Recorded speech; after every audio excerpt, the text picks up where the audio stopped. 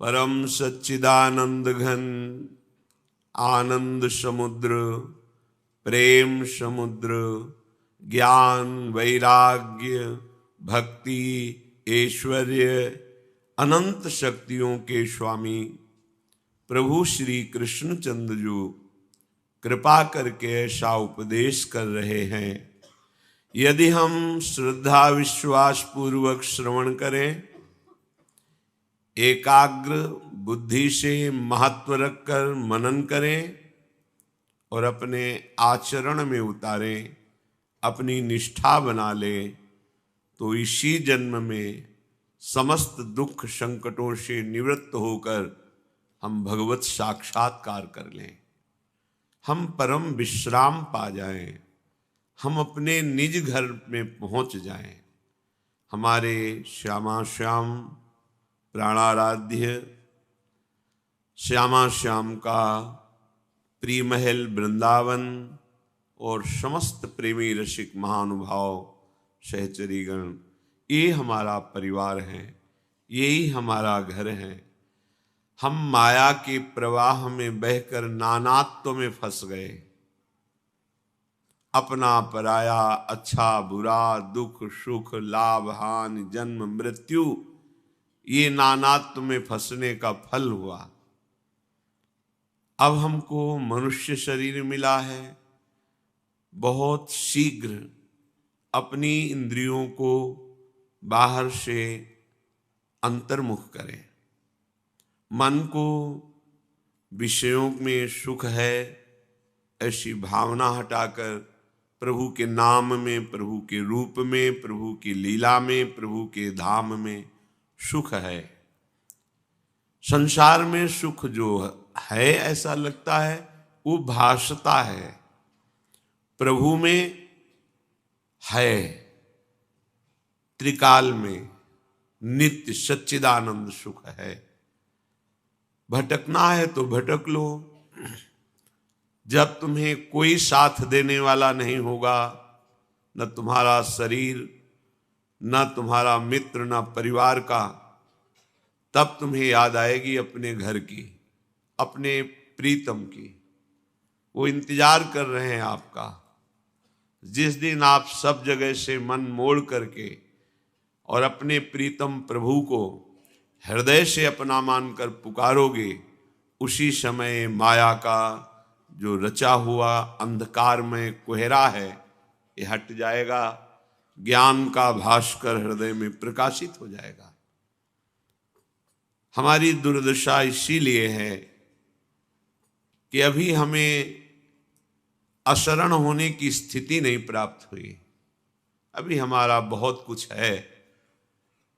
प्रभु की सच्ची शरणागति तो उसकी हृदय से होती है जो अशरण हो जाता है। अशरण शरण, अशरण अब कोई पूछने वाला नहीं। जिसको देखो वो दुत्कार ही दे रहा है, छल कपट ही कर रहा है। अब मेरा तो प्रभु के सिवा कोई नहीं, ये किसी महासौभाग्यशाली को प्राप्त होता है। नहीं तो माया चंदोष कण जैसे सुखों को बिखेर कर हमारा पूरा जीवन अपने में आसक्त करके नष्ट कर देती है। कोई विशिष्ट कृपा पात्र इन आसक्तियों के बंधन से अपने को छुड़ाकर या प्रभु की कृपा से छूटकर एकमात्र प्रभु का अनन्य चिंतन करते हुए प्रभु में तन्मय होकर प्रभु को प्राप्त हो जाता है। कुछ ऐसे जन हैं जो सुख के लोभ से देवताओं की आराधना करते हैं। प्रभु करुणा करके जो उपदेश कर रहे हैं उसे समझिए। प्रभु हैं, वो देवताओं के रूप में भी हैं। कोई प्रभु को देवताओं से ईर्ष्या नहीं है कि अब देवताओं की जो पूजा करते हैं प्रभु उनसे ईर्ष्या रखते हैं इसलिए कह रहे हैं तुम मेरी पूजा करो। नहीं नहीं, ये तो प्रभु का भजन करने वाले साधकों में नहीं रहती। ईर्ष्या, द्वेष, कपट, छल, ये सब नहीं। ये तो आसुरी संपदा है, अहंकारी के हृदय में होते हैं सब। जो ज्ञान संपन्न हैं उन महापुरुषों में नहीं होते। फिर जिनकी कृपा कटाक्ष से ज्ञान होता है उन प्रभु को ईर्ष्या कैसे हो सकती है? इसलिए भाव से श्रवण करें प्रभु क्या कह रहे हैं। प्रभु कह रहे हैं एप्यन्य देवता भक्ता यजन्ते श्रद्धयान्विता तेऽपि मामेव कौन्तेय यजन्त्य विधि पूर्वकम। पीछे प्रभु ने बताया कि एक है कि अष्टांग योग से संपन्न होकर समाधि के द्वारा मेरा भजन करते हैं, एक है एक ही भाव अद्वैत निष्ठा से ज्ञान के द्वारा मेरा भजन करते हैं, एक है सब में भगवान का भाव करके सबकी सेवा में अपने चित्त को जोड़ने की लालसा रखने वाले कर्मयोगी कर्म के द्वारा भगवान की उपासना करते हैं। पर सबसे प्रिय जो भगवान को है वो भक्त जन है, जो अन्य चिंतन त्याग कर एकमात्र प्रभु का भरोसा, प्रभु का बल, प्रभु की ही आश, बस निरंतर भजन, इनकी समानता में कोई नहीं है। प्रभु बोले हैं कि हे उद्धव, तुम्हारे जैसे मेरे अनन्य भक्त मुझको जैसा प्रिय हैं वैसा भगवान शंकर, भगवान बलराम जी, लक्ष्मी जी और यहाँ तक कि मेरा शरीर भी मुझे उतना प्रिय नहीं है जितना अनन्य भक्त प्रिय है। और प्रभु ऐसा भक्तों के चरित्र में दर्शन भी कराया है।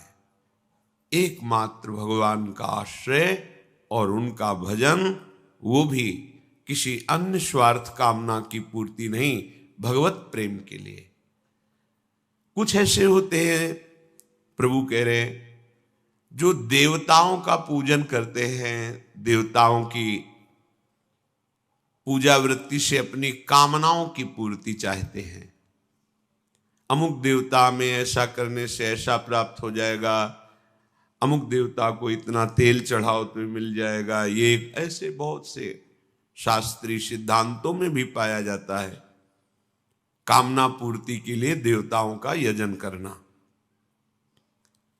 तो जिनकी श्रद्धा जिस देवता पर होती है, भगवान उसे वहीं पुष्ट करते हैं।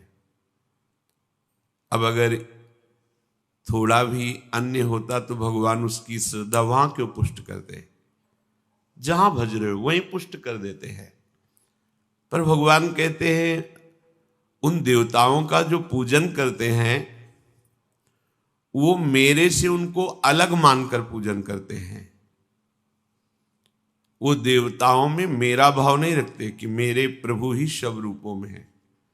ये बिना भाव किए अच्युत भावना विहीन हर कार्य शुभ और अशुभ की संज्ञा में आएगा। और शुभ अशुभ कर्म मृत्युलोक से लेकर ब्रह्मलोक तक या नीचे के लोग, यही भ्रमण हो सकता है, ना मोक्ष हो सकता है, ना कल्याण हो सकता है, ना भगवत प्रेम प्राप्त हो सकता है। ध्यान दीजिए, भगवत भावना विहीन बड़ा से बड़ा महान कर्म भी शुभ कर्म के अंतर्गत आएगा, उपासना नहीं होगी। उससे वासना नष्ट होकर भगवत प्राप्ति नहीं होगी, चाहे जितना बड़ा कार्य हो। जब तक हमारे हृदय में भगवत भावना नहीं है, और भगवत भावना हो किसी की भी सेवा। सोचो, पाहन का टुकड़ा दे दिया पत्थर का और कहा ये तुम्हारे भगवान हैं, भगवत भाव कर लिया तो उसमें ललित त्रिभंगी श्याम सुंदर का अनुभव होगा। जब हम एक पाषाण में, एक काष्ठ मूर्ति में, एक चित्रांकित छवि में अपने प्रभु का भाव कर लेते तो हमें वहीं से भगवत साक्षात्कार हो जाता है। तो फिर देवता तो भगवान के स्वरूप है ही, पर उसे भगवत साक्षात क्यों नहीं होता? क्योंकि वो भगवत भाव नहीं रखता। मेरे प्रभु श्री हरि ही इन सब रूपों में है, ऐसा भाव नहीं है। वो नियमों के अनुसार जो कर्म बनता है उसका वो केवल फल देते हैं देवता, अगर नियम में त्रुटि हो गई तो फिर फल की प्राप्ति नहीं होगी, उसमें विघ्न पड़ जाएगा। इसीलिए देवताओं की आराधना करने पर भी सफलता कम नजर आती है। अगर नियम पूरा हो गया तो जो फल मिलेगा वो नाशवान होगा। अविनाशी फल की प्राप्ति देवताजन नहीं करा सकते।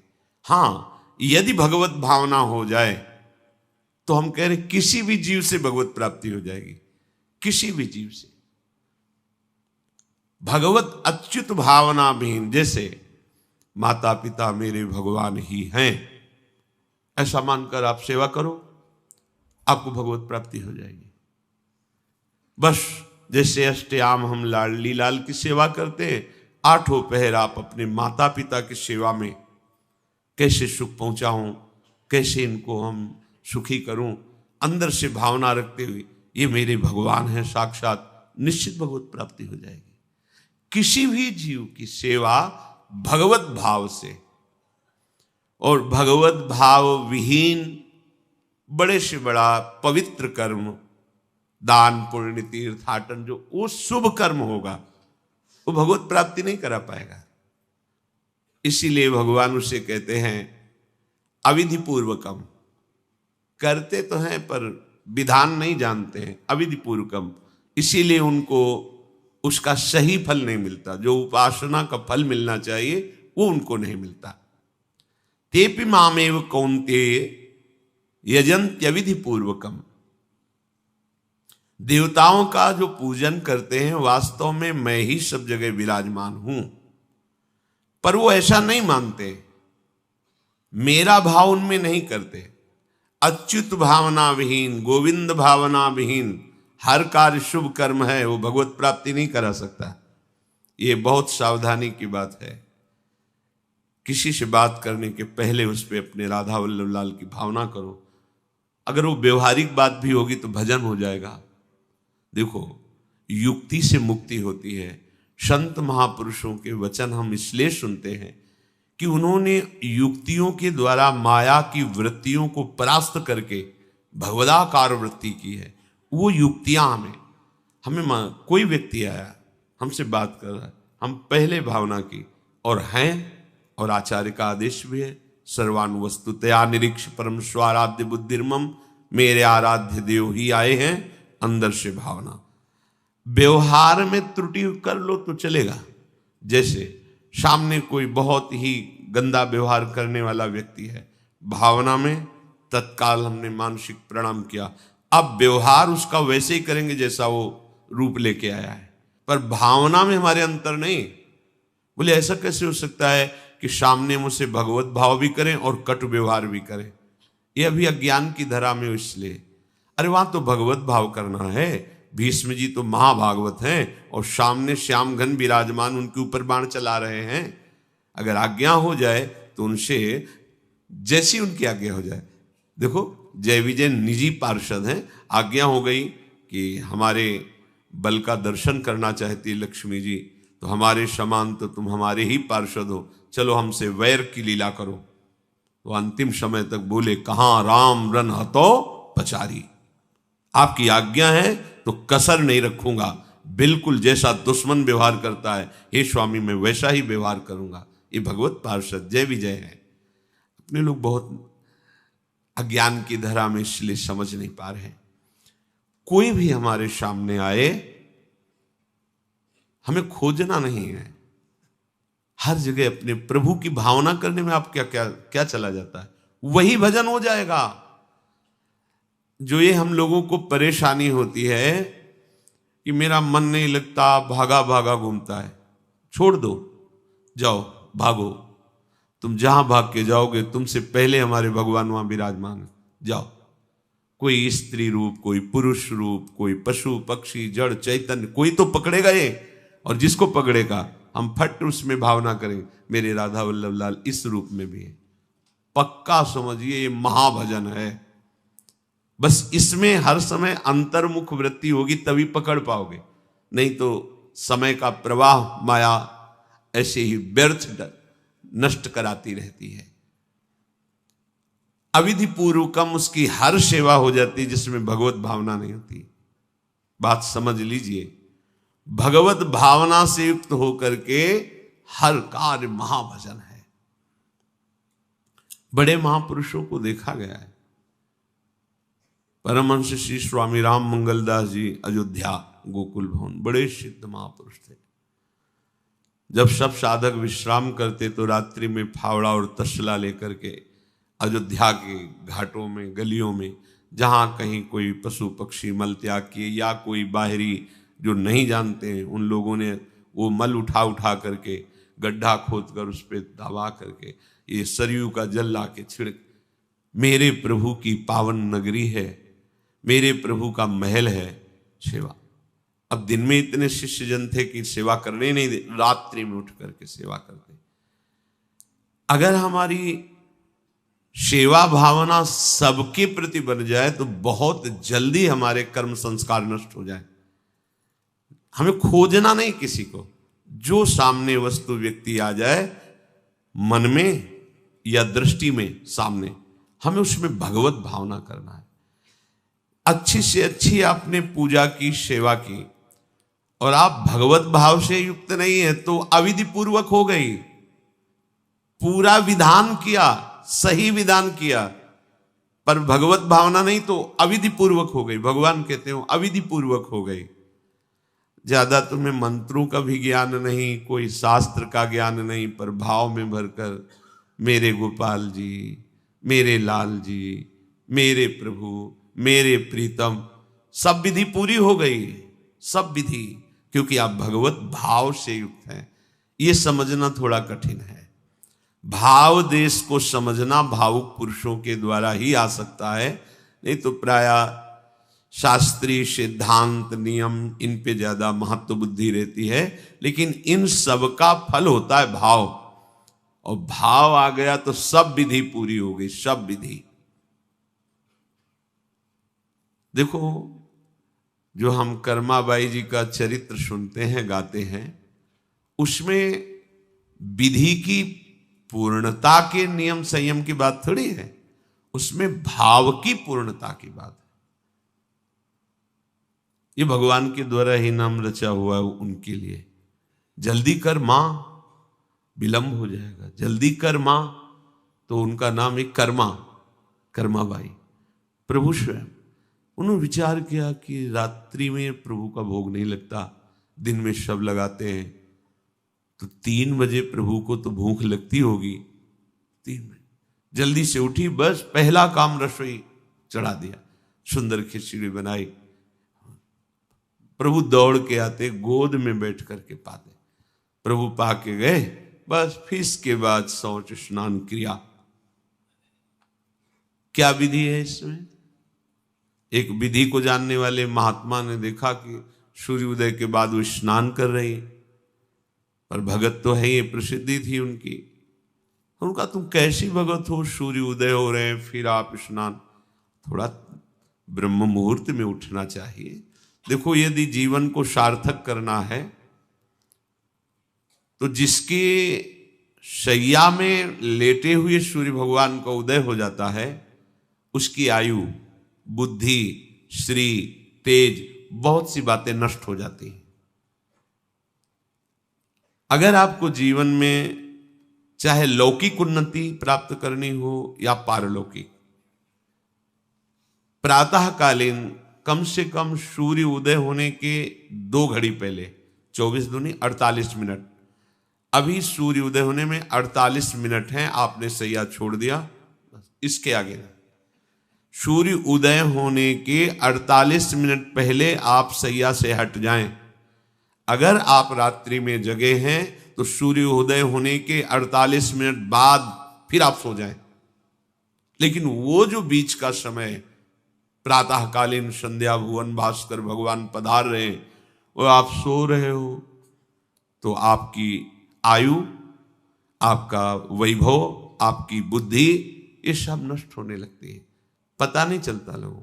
देखो कहां तेजवान चेहरे दिखाई दे रहे हैं। खूब तो सब खा पी रहे हो, खाने पीने क्या तेज एक अलग होता है, भागवती तेज अलग होता है।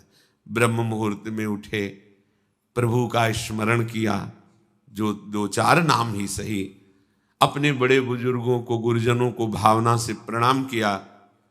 और पहली बात, शरीर स्वस्थ रखने के लिए गर्म जल किया, हल्का, आधा लीटर से 1 लीटर तक जल पिया, भगवत भाव अर्पित करके वज्रासन में बैठकर। आप लोग दिनचर्या को नहीं करते हैं तो आप ब्रह्मचर्य को पचा नहीं सकते। ध्यान रखना, ब्रह्मचर्य कोई छोटी मोटी शक्ति नहीं है, उसको पचाने के लिए आपकी दिनचर्या दिव्य होनी चाहिए। फिर इसके बाद आप 5 मिनट 10 मिनट टहलिए, फिर सो जाइए। फिर जो शौचाचार की पवित्रता बताई गई उसके अनुसार आप स्नान आदि करके, पवित्र वस्त्र धारण करके, जैसे कोई महान व्यक्ति आ रहा है तो हम उसके आदर के लिए खड़े हो जाते हैं, ऐसे भुवन भास्कर पधार है, हाथ जोड़कर प्रणाम किया, अर्घदान किया, गुरु मंत्र जपा आदि आदि। अब पड़े हो आप कि हम तो 2-3 बजे तक जगे हैं, ऐसा अगर आप भजन में जगे हैं तो भी सूर्योदय के समय आप उठ जाइए। आपके गुरु आवे तो क्या आप सोते रहेंगे क्या? तो जगत गुरु हैं भुवन भास्कर, परम ज्ञान स्वरूप हैं, गायत्री छंद रूपी घोड़े हैं इनके रथ के, स्वयं भगवान अरुण देव सारथी हैं। और भगवान पीछे वर्णन किए, मैं ही सूर्य रूप से जगत को प्रकाशित करता हूं और ताप के द्वारा जल को सोख कर मैं ही वर्षा कराता हूं। भगवान का आदर करना। जो सूर्योदय तक सोते हैं उनकी बुद्धि में भागवतिक बातें, अध्यात्म बातें आ जाए, मेरी समझ में नहीं आता। अगर आप थोड़ा भी शरीर स्वस्थ रखना चाहते हैं तो जैसे नियम से भजन वैसे व्यायाम आवश्यक है। सबसे प्रार्थना है, ये दवाइयों के बल पर जीना बंद करो। शरीर में जितनी आवश्यकता जल की है, अगर उतना नहीं जाएगा तो आपकी एसिड बनेगी, फुंसियां निकलेंगी, कब्ज बनेगा, कई परेशानी। हम साधुकों को कहते हैं, कभी कभी जैसे पूछते हैं कितना जल पिया, वो अभी तो पिया नहीं। अच्छा, ये शरीर है, ये एक गाड़ी है, कोई सच्चिदानंद नहीं है। उचित आहार, उचित जल, व्यायाम के लिए कुछ समय नहीं। और भी 10 दिन बीमार पड़ोगे फिर देखो, आप कहते हैं समय नहीं है। हमने अपने बीमार स्थिति की दिनचर्या को बताया, शीत धाम की 2 बजे उठना, जो आपको बोल रहे हैं ऐसे ही दिनचर्या करते, और 45 मिनट व्यायाम। इसके बाद तुरंत प्रणाम करके वृंदावन की परिक्रमा, फिर आके श्री जी की मंगला, फिर आके 9 बजे तक गुरुदेव भगवान की सेवा में, फिर वहां से आके श्री जी का श्रृंगार, फिर भिक्षावृत्ति आदि 12-1-2 बजे तक। कोई चाय, कोई पानी, कोई ऐसा कुछ नहीं कि बाल भोग, कुछ नहीं था ही नहीं। जिंदगी में 100 ग्राम दूध नहीं खरीदा कि भाई हमारा दूध बन, कभी नहीं ऐसा। पर कभी ऐसा महसूस नहीं हुआ कि मैं बहुत कमजोर हूं। ब्रह्मचर्य को पचाने के लिए बहुत शरीर को क्रियाशील होने की आवश्यकता है, या तो प्राणायामों के द्वारा, आसनों के द्वारा। अब ना आसन है, न प्राणायाम है, न व्यायाम है, और फिर क्या, कैसे भावना आपकी भगवत भावना बनेगी? तो एक प्रमाद स्थिति, एक छिन्न भिन्न खिन्न स्वभाव, नहीं बात बनेगी। अध्यात्म का साधक जो होता है, नवीन खिला हुआ कमल जैसा, मुख प्रसन्न तन तेज विराजा, रामचंद्र कर का। कोई असाध्य रोग, कोई बहुत पीड़ा, वो बात अलग है। नहीं तो ऐसा वो जैसे कमल खिला होता है ऐसे खिला रहता है। क्यों? हर समय चिंतन सही, आचरण सही, सब कुछ सही। जो भगवत भावना विहीन जीवन है वो मुर्दा जीवन है। जिन हरि भगति हृदय नहीं आनी, जीवित सब समानते प्राणी। वो जान नहीं रहे, मुर्दे जैसा जीवन है। क्या जीवन का महत्व? वही गंदे भोगों को भोगना, उसी का चिंतन करना, और भोग भोगने वाले शरीर को स्वस्थ रखने के लिए विषय सामग्री इकट्ठी करना, इसके बाद मर जाना। बोलो इसके अलावा और क्या है? ये बनाया, वो बनाया, वो बनाया, जरा सा हिला, पूरा का प्रांत नष्ट हो गया। क्या है इसमें? शाश्वत क्या है? हमें तसल्ली होती है, हमने एक मकान बना लिया, तसल्ली होती, 4 लड़के हो गए और काल का तमाचा लगा पूरा का पूरा सब। क्या तसल्ली? हृदय को तसल्ली तब दो जब नाम चल रहा है, राधा राधा राधा राधा। दिनचर्या ही नहीं बन पा रही है, आज के इस नए समाज की दिनचर्या ही नहीं बन पा रही, भगवत भावना ही नहीं है। देखो, अगर परिवार में रह करके आप भगवत भावना नहीं करते तो सब परिवार में रहकर आसक्त हैं और सब दुर्गति को प्राप्त होते हैं। जब तक भगवत भावना नहीं है तब तक सब अविधि पूर्वक है। मान लीजिए सब अविधि, विधि भगवत भावना है। कुछ भी, किसी से भी, कोई भी, बस भगवत भाव, वही आनंद का अनुभव हो जाएगा। अतः उनके द्वारा किया गया देवताओं का पूजन मूल में मैं ही हूं, मेरा ही है, पर वो अविधि पूर्वक है। अविधि पूर्वक का तात्पर्य है कि वो ये नहीं जानते कि इस रूप में सर्व सामर्थ्यशाली भगवान ही विराजमान है। कभी कभी मंत्रों का ज्ञान नहीं होता, पूजन की सामग्री शुद्ध नहीं होती, भाव शुद्ध नहीं होता, इसलिए उनका पूजा सेवा आगे चल करके फल प्रदान नहीं कर पाता। प्रभु कह रहे, मेरे में रिझाने के लिए किसी पूजा सामग्री की या किसी धन संपत्ति की आवश्यकता नहीं। पिता को बस इतना ही चाहिए कि वो अपनापन करके दौड़ के उनकी गोद में बैठ जाए, बस अपनापन प्रभु को चाहिए। माया के भूल भुलैया से वापस लौटिए और एक बात केवल बैठ जाए अगर हृदय में कि मेरे प्रभु, अब मैं थक गया हूं, यहां कोई मुझे सहारा देने वाला नहीं, अपना नहीं, नाथ मुझे अपना बना लो। ये बहुत बड़ी बात है हृदय की। किसी के बहुत भाग्यशाली होगा, उसके हृदय में बात आएगी। प्रभु उसकी रुचि का विषय बन जाते हैं। प्रभु जहां वो ऐसा भावना करता है और उसकी रुचि हो जाती है प्रभु में। जैसे हमारी विषयों में रुचि, ऐसे प्रभु में रुचि हो जाती है। अब वो जो भी करता सब पूजा हो जाती है। ये राह से जल्दी सबको समझ में नहीं आता। ध्यान दीजिए, भगवत भावना विहीन आप जो भी कर रहे हैं वो सब अविधि पूर्वक है, भगवान कह रहे हैं। अगर भगवत भावना युक्त है तो जो भी कर रहे हैं सब विधि पूर्वक। कर्माबाई जी ने, एक विधि विधान जानने वाले संत ने जब कहा कि आप तो बिना स्नान में बड़ा अपराध, ऐसे तुम कैसे बना पाओ, और वो प्रातः अपनी स्नान आदि दिनचर्या करने लगी तो विलंब हुआ। फिर खिचड़ी अमनिया की ठाकुर जी को, ठाकुर जी आए गोद में बैठ के, एक कवल ही पाए कि उधर पर्दा, भाग के ठाकुर जी गए। खिचड़ी लगी थी, पार्षदों ने कहा जय जय तो अभी भोग ही नहीं पधराया। फिर और बोले कर्मा भाई है ना, वो मुझे भोग लगाती, और पता नहीं उस महात्मा ने क्या समझा दिया विधि विधान, वो भोरी भारी हमारी भक्ता, वो अब नहाने धोने में समय लगाने लगी, इसलिए आज विलंब। देखो तुम जाओ और उनसे कह दो हम विधि विधानों से फंसने वाले नहीं, विधि विधान हमें कोई फांस नहीं सकता है। एक प्रेम फांस है जिसमें मैं फंस जाता हूं। बिना किसी बंधन के अगर ये बंधते हैं उसका नाम है प्रेम डोरी। जय श्री भट्ट प्रेम रस बंधन, क्यों छूटे दृढ़ फंद, बसो मेरे नैनन में दो चंद। ये बात सबकी समझ में नहीं आती। जाओ उनको कह दो जैसे वो बनाती थी वैसे ही बनावे। पूरा अविधि है। अगर शास्त्रीय सिद्धांत से दे देखो अविधि है, पर वो महान विधि है जो भगवान को आसक्त कर लिया। कौन सी विधि? मेरे अपने प्रभु, मेरे प्यारे रात में भूखे रहते होंगे, ये भाव। भगवत भाव विहीन जितना जो कुछ आप कहोगे कि कैसे अविधि पूर्वक भगवान कह रहे हैं। देखो, जब मथुरा के ब्राह्मणों को भगवत पार्षद सखाओं ने निवेदन किया कि भगवान श्री कृष्ण और बलराम आज इधर ही गाय चराने आए हैं और वो भूखे हैं, आप थोड़ा सा कुछ भोजन सामग्री दे दीजिए। वैसे देखा कि ग्वारिया है, बात ही नहीं की, अधिकारी ही नहीं समझा, बात का अधिकारी नहीं समझा।